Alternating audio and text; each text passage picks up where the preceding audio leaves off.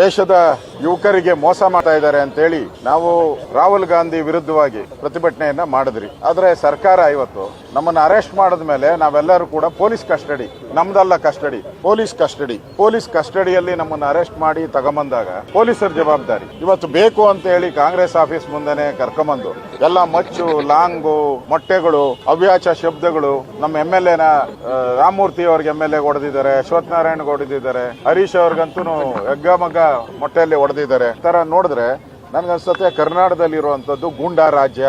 ಇವರೆಲ್ಲ ಕೊತ್ವಾಲ್ ಶಿಷ್ಯಂದಿರು. ಯಾರು DK ಶಿವಕುಮಾರ್ ಅವರೇ ಹೇಳಿದ್ದಾರೆ ನಾನು ಕೊತ್ವಾಲ್ ಶಿಷ್ಯ ಅಂತ. ಹರಿಪ್ರಸಾದ್ ಅವರು ಮಲ್ಲೇಶ್ವರ ಅವರು ಅದೇ ಒಪ್ಕೊಂಡಿದ್ದಾರೆ. ಹೌದು, ನನ್ನ ಮುಂದೆ ಕೊತ್ವಾಲೂ ನಿಂತ್ಕೊಂತ ಇದ್ದ ಅಂತ ಹೇಳಿ ಅವರೇ ಹೇಳ್ಕೊಂಡಿದ್ದಾರೆ. ಅಂದ್ರೆ ಈ ರಾಜ್ಯದಲ್ಲಿ ಯಾವ್ದಿರೋದು ಕೊತ್ವಾಲ್ ಆಡಳಿತ.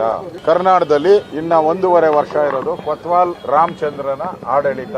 ಇವತ್ತು ಪೊಲೀಸ್ ಕಸ್ಟಡಿಯಲ್ಲಿದ್ದಾಗೆ ಬಂದು ಹೊಡೆದ್ಬಿಟ್ಟು ಹೋಗ್ತಾರೆ ಕಾಂಗ್ರೆಸ್ ಅವರು. ಆ ಲಾಯರ್ ಡ್ರೆಸ್ ಹಾಕೊಂಡಿದ್ದ ಅವು ಬಂದು ಹೊಡಿತಾರೆ ಅಂತ ಹೇಳಿದ್ರೆ ಇಲ್ಲಿ ರಾಜ್ಯದಲ್ಲಿ ವಿರೋಧ ಪಕ್ಷಗಳಿಗೆ ಹಂಗಾರೆ ಸೆಕ್ಯೂರಿಟಿ ಯಾವುದು? ಕೊಲೆ ಮಾಡಬೇಕು ಅಂತಾನೆ ಬಂದಿದ್ದಾರೆ. ನಮ್ಮನ್ನು ಕೊಲೆ ಮಾಡಬೇಕು ಅಂತ ಹೇಳಿ ಬಂದಿರತಕ್ಕಂತ ಗ್ಯಾಂಗ್ ಅದು. ಇವರೆಲ್ಲ ಗೂಂಡಾಗಳಲ್ಲ, ಇವರೆಲ್ಲ ಟೆರರಿಸ್ಟ್ಗಳ ಹತ್ರ ಟ್ರೈನಿಂಗ್. ಗೂಂಡಾಗಳಂದ್ರೆ ಪೊಲೀಸರಿಗೆ ಭಯ ಬೀಳ್ತಾರೆ. ಇವರು ಟೆರರಿಸ್ಟ್ಗಳ ಹತ್ರ ಟ್ರೈನಿಂಗ್ ಮಾಡ್ಕೊಂಡು ಪಾಕಿಸ್ತಾನದ ಏಜೆಂಟ್ ರೀತಿ ಹಿಂದೂಗಳ ಮೇಲೆ ಹಲ್ಲೆ ಮಾಡಕ್ಕೆ ಬಂದಿದ್ದಾರೆ. ಇದು ನಡೆದಂತ ಹಲ್ಲೆ ಹಿಂದೂಗಳ ಮೇಲೆ ನಡೆದಂತ ಹಲ್ಲೆ. ಪಾಕಿಸ್ತಾನ ಪರವಾಗಿರುವಂತವ್ರು ಹಿಂದೂಗಳ ಮೇಲೆ ಮಾಡಿದಂತ ಹಲ್ಲೆ ಇದು. ಇದನ್ನ ಖಂಡಿಸ್ತೀರಿ. ಇದನ್ನ ಖಂಡಿಸಿ ಇವಾಗ ಕಮಿಷನರ್ಗೆ ಹೋಗಿ ನಾವು ಕಂಪ್ಲೇಂಟ್ ಅನ್ನ ಕೊಡ್ತಾ ಇದ್ದೀರಿ. ಅವ್ರನ್ನ ಕೂಡಲೇ ಗೂಂಡಾ ಆಕ್ಟ್ ಅಲ್ಲಿ ಬಂಧಿಸಬೇಕು. ಎಲ್ಲ CCTV ಕ್ಯಾಮ್ರಾದಲ್ಲಿದೆ, ಬಂಧಿಸಬೇಕು. ಇಲ್ಲ ಅಂದ್ರೆ ಇದು ಗೂಂಡಾ ರಾಜ್ಯ.